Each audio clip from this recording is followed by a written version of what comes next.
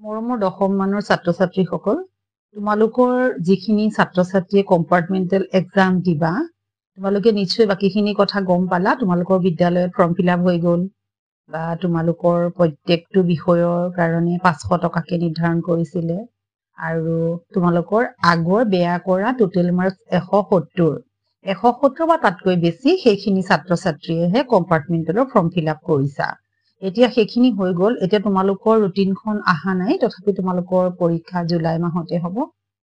কিন্তু এইটো তোমালোকক মই জনাই থলো যে তোমালোকৰ কম্পাৰ্টমেণ্টেলৰ পৰীক্ষাৰ কিন্তু মাত্ৰ সিংগল চান্স। আৰু এটা তোমালোকৰ কাৰণে ভাল খবৰ, তোমালোকৰ যিখিনি বিষয়ত প্ৰেক্টিকেল বা OMR আছিলে, ইংলিছ, ছচিয়েল, মেথছ, সায়েন্স, এই বিষয়খিনি তোমালোকৰ প্ৰেক্টিকেল আৰু OMRৰ যি মাৰ্কছ তোমালোকে পাই থৈছা, সেই মাৰ্কছটো তেনেকেই থাকিব।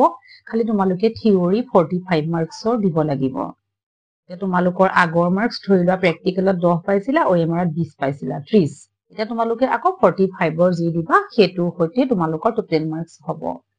আৰু তোমালোকৰ নতুনকে মাৰ্কশ্বিটখন বনাই দিয়া হ'ব। তোমালোকৰ খালি এটাই অসুবিধা হ'ব, তোমালোকে চেম বেটছতে পঢ়িব পাৰিবা।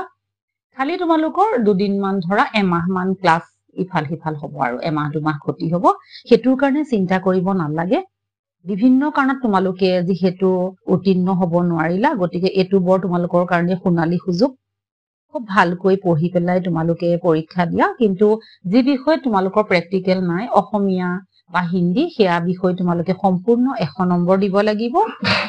আৰু যদি তোমালোকে এই পৰীক্ষাত এতিয়াও উত্তীৰ্ণ হ'ব নোৱাৰা, তে তোমালোকে আকৌ ক্লাছ 10ত তোমালোকে ৰিএডমিশ্যন লৈ পেলাই পঢ়িব লাগিব।